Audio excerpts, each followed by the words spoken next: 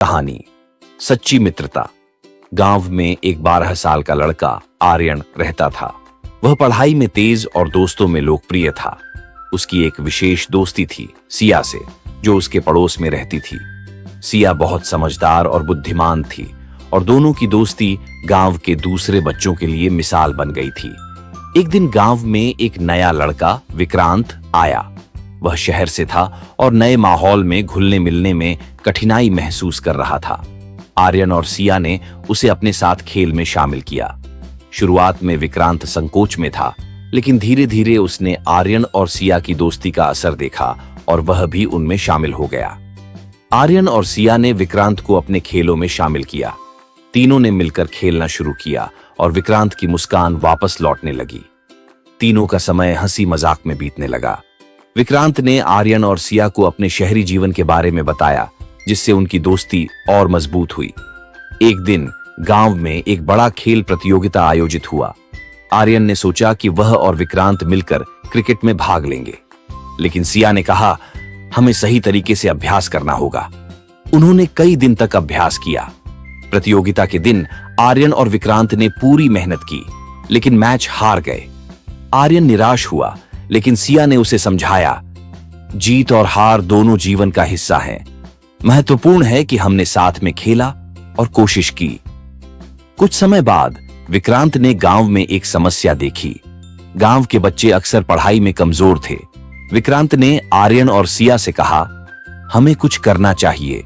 उन्होंने एक अध्ययन समूह बनाया, जिसमें वे बच्चों को पढ़ाने लगे। धीरे धीरे गांव के बच्चे पढ़ाई में अच्छा करने लगे। सभी ने उनकी मेहनत की सराहना की। यह देखकर विक्रांत को खुशी हुई और उसने महसूस किया कि सच्ची मित्रता न केवल अपने लिए बल्कि दूसरों के लिए भी होती है। एक दिन गांव में एक त्योहार आया। सभी बच्चे मिलकर तैयारी कर रहे थे। विक्रांत को एक ऐसा काम सौंपा गया जो बहुत मुश्किल था। उसे एक नृत्य प्रदर्शन का नेतृत्व करना था, लेकिन कुछ दिन पहले विक्रांत बीमार पड़ गया। आर्यन और सिया ने विक्रांत का ख्याल रखा। वे न केवल उसकी मदद करते रहे, बल्कि उन्होंने नृत्य की भी पूरी तैयारी की। जब त्योहार का दिन आया, विक्रांत ने अपनी बीमारी के बावजूद प्रदर्शन में हिस्सा लिया।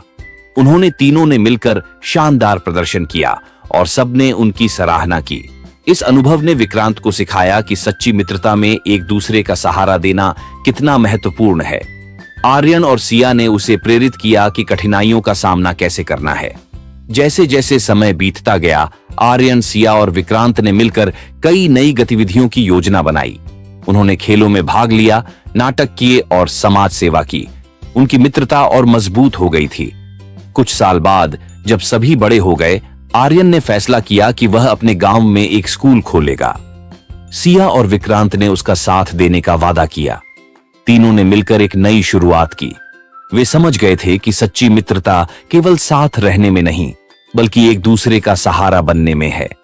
उन्होंने गांव के बच्चों के भविष्य के लिए एक मिसाल स्थापित की। इस कहानी से यह सीखने को मिलता है कि सच्ची मित्रता का मतलब केवल मजे करना नहीं है, बल्कि मुश्किल समय में एक दूसरे का साथ देना है।